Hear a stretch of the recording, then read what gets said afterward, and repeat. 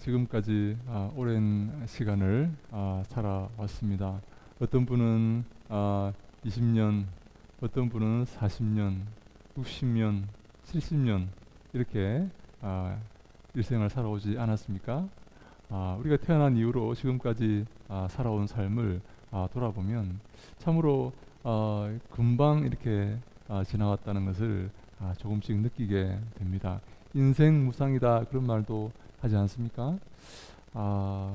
어찌나 이렇게 빨리 지나갔는지 모릅니다. 아마 앞으로는 더 빨리 시간이 가게 될 것입니다. 인생이 이렇게 흘러가는데요. 근데 우리 육신의 인생뿐만 아니라 영적인 생명, 영적인 인생도 있다는 사실을 우리가 성경은 말하고 있습니다. 여러분, 영적으로 우리가 예수 그리스도를 믿는 그 순간 다시 태어나게 됩니다.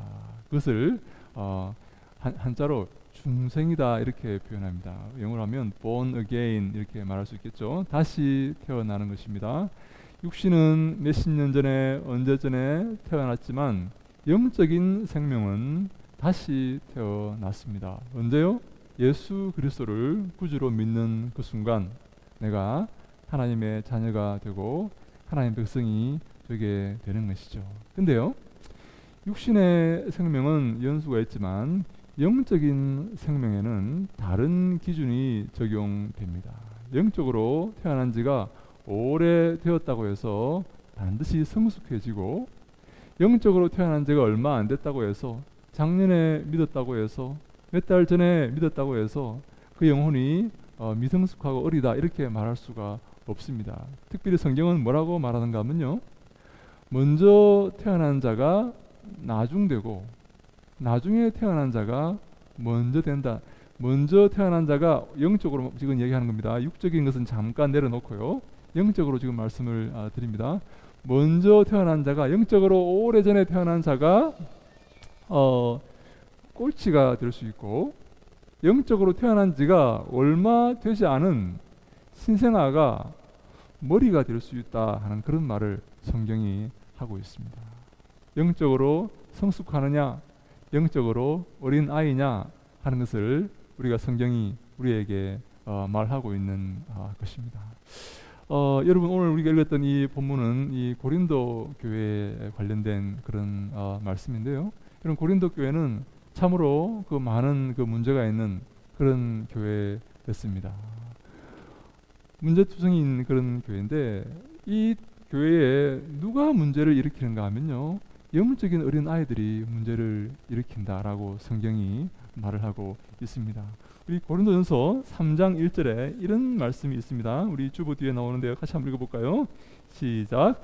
형제들아, 내가 신령한 자들을 대함과 같이 너희에게 말할 수 없어서 육신에 속한 자 곧 그리스도 안에서 어린 아이들을 대함과 같이 하노라. 네, 예수님께서 사도 바울이 고린도 교회에 편지하면서 이렇게 말합니다. 신령한 자, 영적으로 성숙한 자에게 말하는 것처럼 상대하고 그렇게 너희들을 내가 대우해야 되는데, 미안하지만 너희들은 아직 영적인 어린 아이다 라고 이렇게 얘기를 합니다. 육신에 속한 자이다.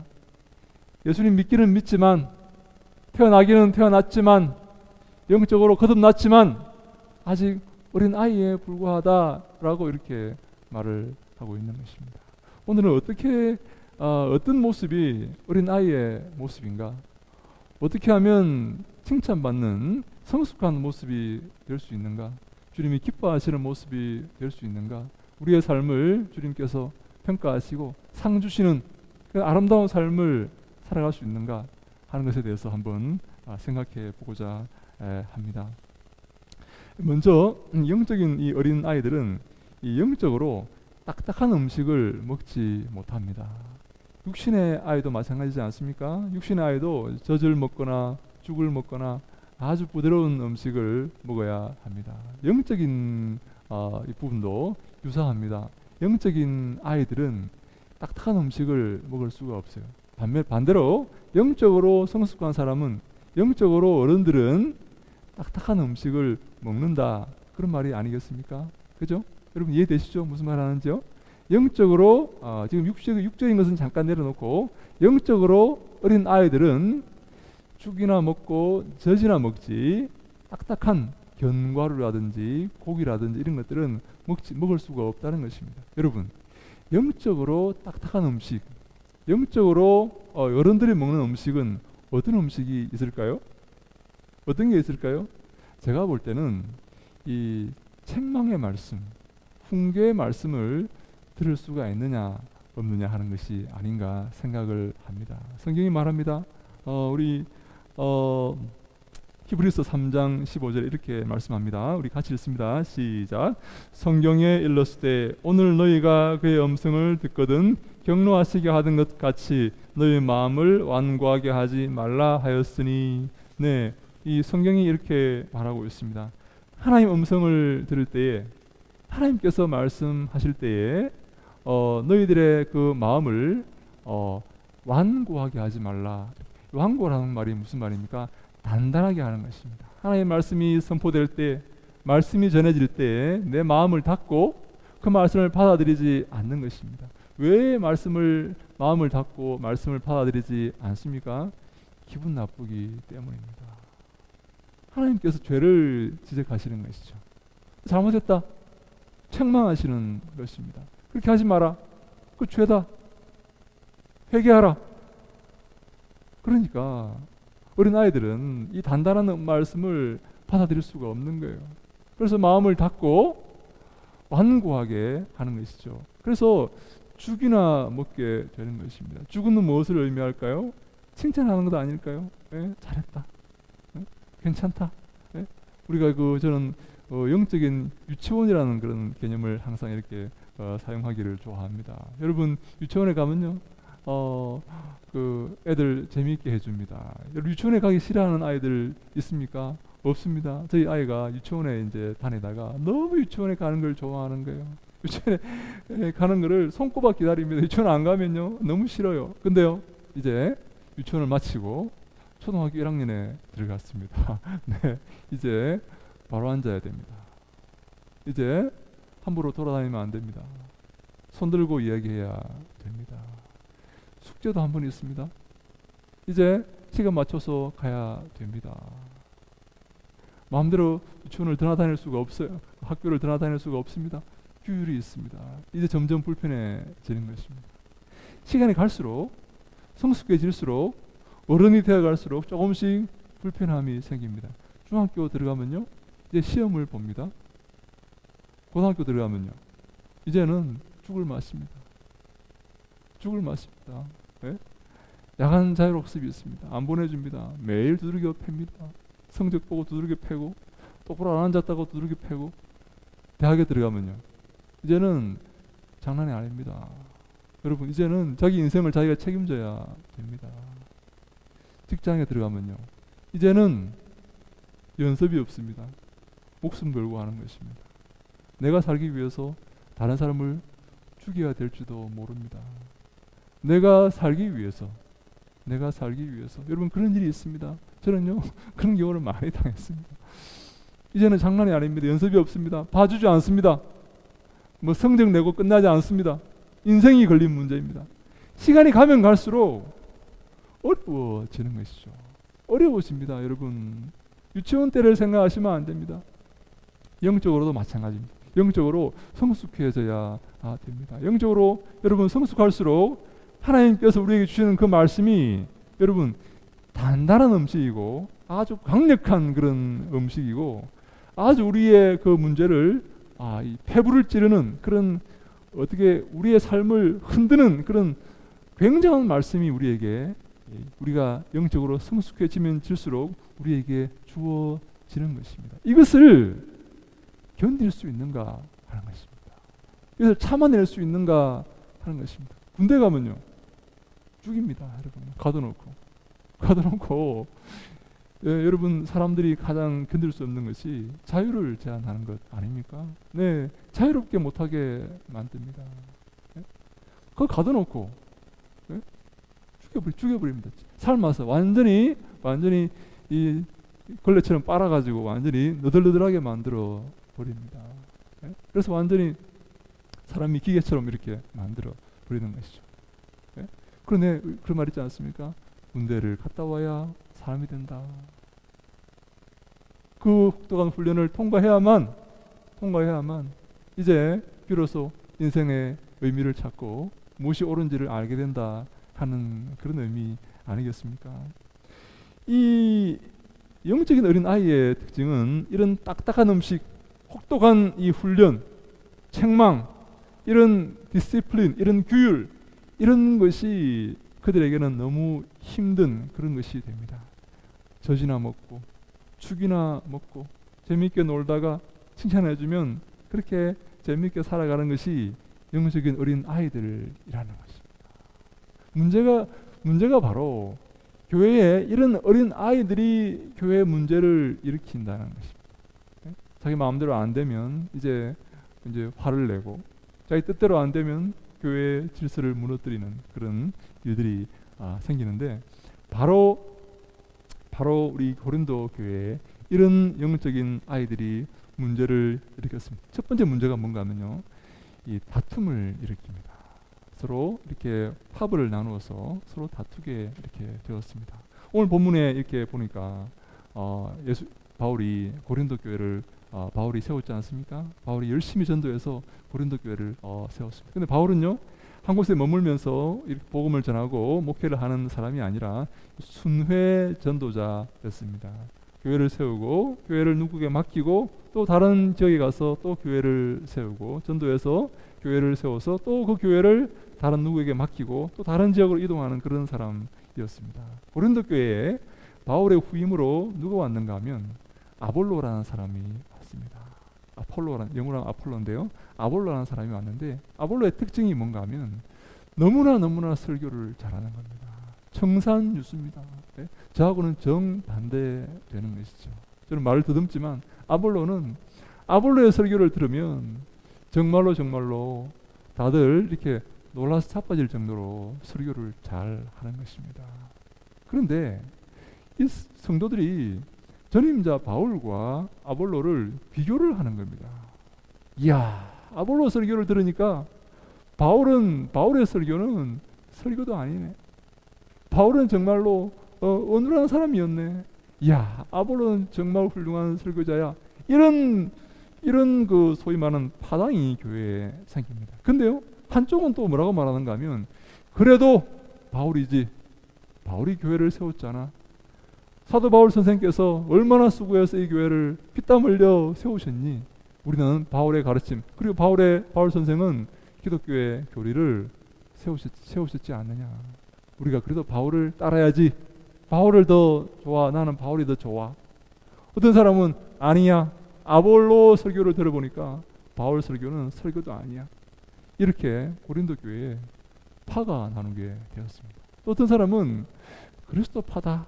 어떤 사람은 베드로 파다. 이렇게 파가 생겼는데 제가 볼 때는 큰 두 개의 파가 아볼로 파와 바울 파가 교회에 생기게 되었습니다. 그래서 이 두 파가 서로 싸우는 거예요. 누가 잘났니? 내가 잘났니? 서로 싸우는 겁니다. 그래서 바울이 이렇게 말합니다. 나는 심었고 아볼로는 물을 주었다. 다시 말해서 너희들은 식물인데 나는 심었고 아볼로는 물을 주었다. 기르게 자라게 했다는 것이죠. 놀라운 설교로 아볼로는 그들의 신앙을 이렇게 세워주었다는 것이죠. 나는 심었고 아볼로는 물을 주었지만 자라게 하시는 이가 누구시라고요? 하나님이라는 겁니다. 이 모든 것이 하나님 역사라는 것입니다. 나나 아볼로는 일꾼에 불과하고 아무것도 아니라는 거예요. 주님이 불러서 사용하시는 심부름꾼에 불과하다는 것입니다. 왜 그 종을 쳐다보느냐, 왜 그 심부름꾼을 쳐다보느냐 하는 것입니다. 하나님을 쳐다봐야지. 하나님을 바라보고 하나님께 예배드려야지. 왜 하나님이 세우신 그 종들, 그 보잘것없는 그 종들을 바라보고 서로 싸우며 다툼을 하며 서로 나누어지느냐 하고 이 바울이 이 고린도 교회 교인들을 책망하는 것입니다. 그래서 너희들은 어린 아이다 하는 것입니다. 어린 아이에 불과하구나. 왜 싸우느냐?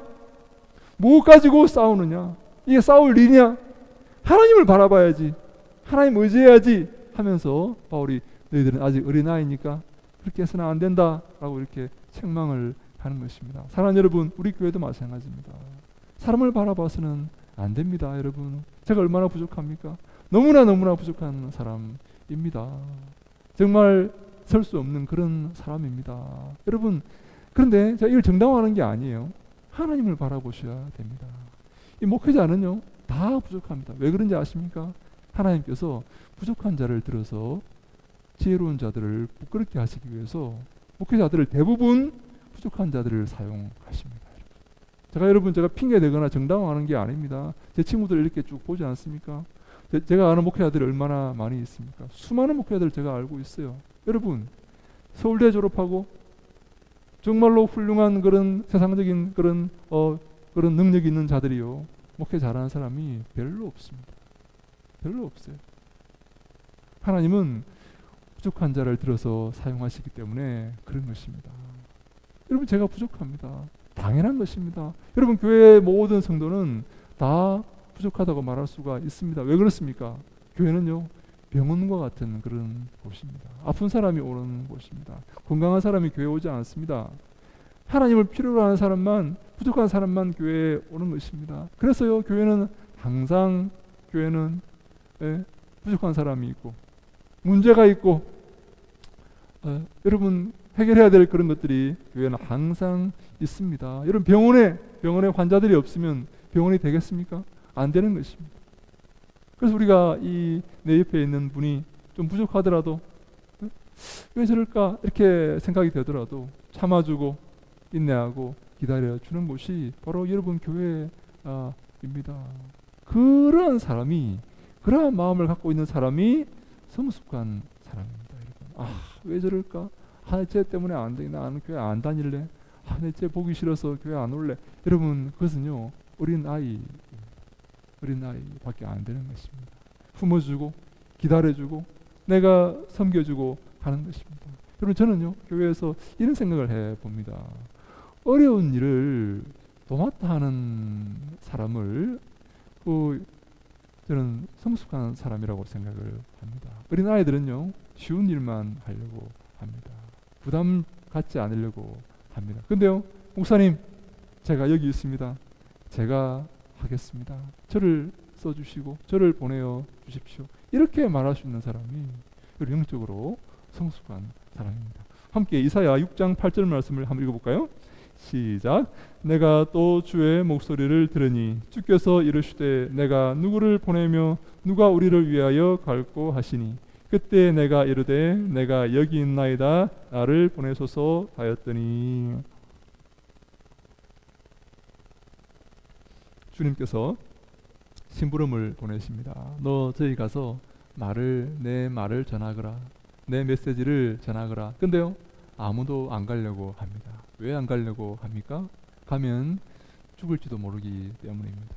그 메시지, 심판의 메시지, 정죄의 메시지, 책망의 메시지를 듣고 사람들이 돌로 쳐서 죽이려고 하기 때문에 아무도 겁이 나서 안 가려고 하는 겁니다.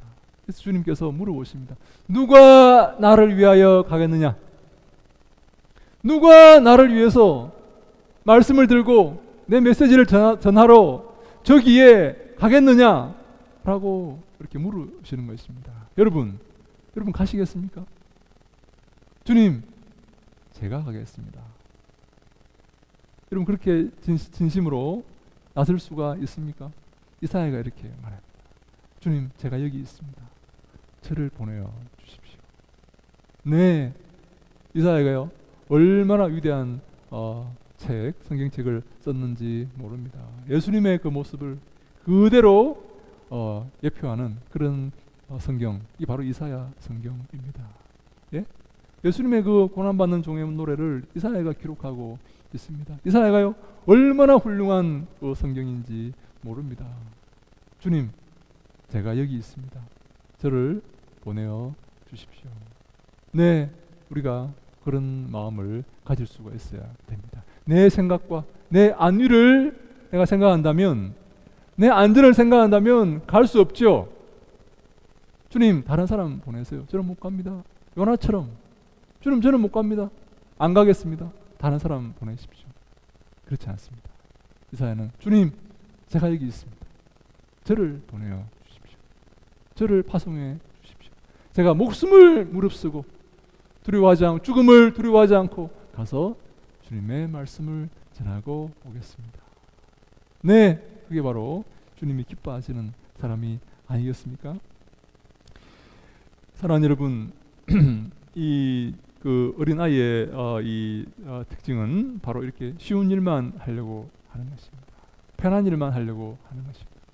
성숙한 사람의 특징은 어려운 일을 도맡아 하려고 하는 것입니다. 아무도 안 하는 일을 제가 하겠습니다 라고 말하면서 하려고 하는 것입니다. 여러분, 주님이 누구를 더 기뻐하시겠습니까? 물론 하나님은 모든 사랑하는 주님의 당신의 자녀들을 기뻐하시죠. 열 손가락 깨물어서 안 아픈 손가락이 어디 있습니까? 그런데요, 주님께서 더 사랑하시는 종은 어려운 일, 아무도 하지 않으려는 그 일들을 도맡아서 주님, 제가 희생하겠습니다, 제가 양보하겠습니다 라고 이렇게 나서는 그런 사람을 주님이 기뻐하시는 것입니다. 그래서 이 세 번째 어린아이의 특징은 바로 이 이기심입니다.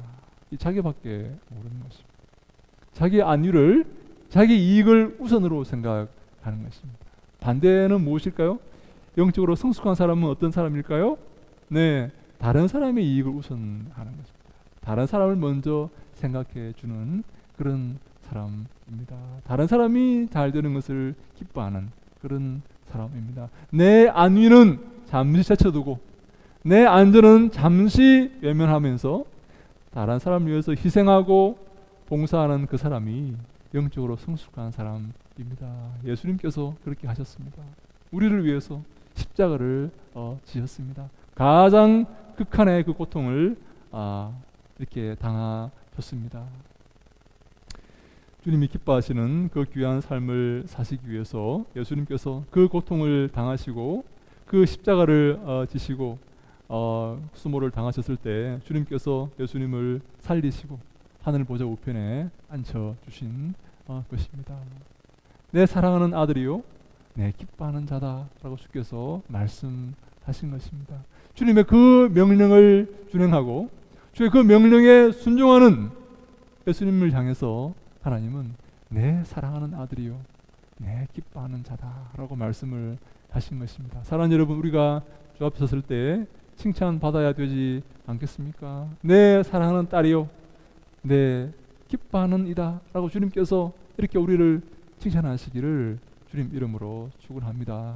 우리 인생이 마칠 때, 주 앞에 섰을 때에 우리가 책망받으면 되겠습니까? 이렇게 우리가 수고하고 이렇게 어려운 삶을 살아가고 다른 사람들이 다 누리는 것들을 우리가 누리지 않고 자제하며 살아가는데 주님께 칭찬받지 못하면 되겠습니까? 그건 말도 안 되는 일입니다. 우리가 그것을 위해서 지금까지 고생하면서 살아왔는데요, 십자가를 지고 그리스도의 뒤를 따르고 자기를 부인하며 이렇게 살아왔는데 주님께서 칭찬하지 못하시면 되겠습니까?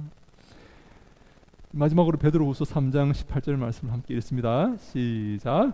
오직 우리 주 곧 구주 예수 그리스도의 은혜와 그를 아는 지식에서 자라가라. 영광이 이제와 영원한 날까지 그에게 있을지어다. 아멘. 오직 우리 주 예수 그리스도의 은혜와 그를 아는 지식에서 자라가라. 오직 하나님의 은혜를 알고 예수 그리스도를 아는 지식, 예수님이 하신 이 땅에서 보이신 그 놀라운 사랑을 아는 그 지식에 자라가라는 것입니다. 그 지식이 우리 마음 가운데 풍성하셔야 됩니다. 예수님을 닮아가셔야 됩니다. 내 생각 가운데, 제가 지난주에 말씀을 드렸습니다. 예수를 깊이 생각하라.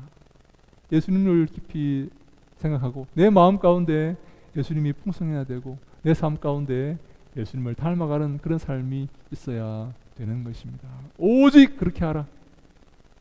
다른 것을 제쳐두고 신경 쓰지 말고 오직 하나님을 사모하고 주님의 그 은혜와 예수 그리스도를 아는 그 지식에 자라가는 그런 우리가 되기를 바랍니다. 그래서 우리 모두가 주 앞에 섰을 때 주님께서 우리를 칭찬하시고 우리 영접하시고, 네? 이 땅에 우리가 영광과 소망이 아니라 주님께서 우리를 칭찬하시는 것이 무엇인지 항상 생각하시고 그 일을 위해서 달려가시고 헌신하시고, 그리하여서 우리 인생이 성공한 인생으로 끝날 수 있기를 주님 이름으로 간절히 축원합니다. 저는 우리 사랑하는 동탄 예수 모든 성도님들이 주님의 사랑 가운데, 은혜 가운데 주님께 영광 돌리며 우리 인생을 잘 마무리할 수 있기를 주님 이름으로 간절히 축원합니다. 아멘. 기도하겠습니다.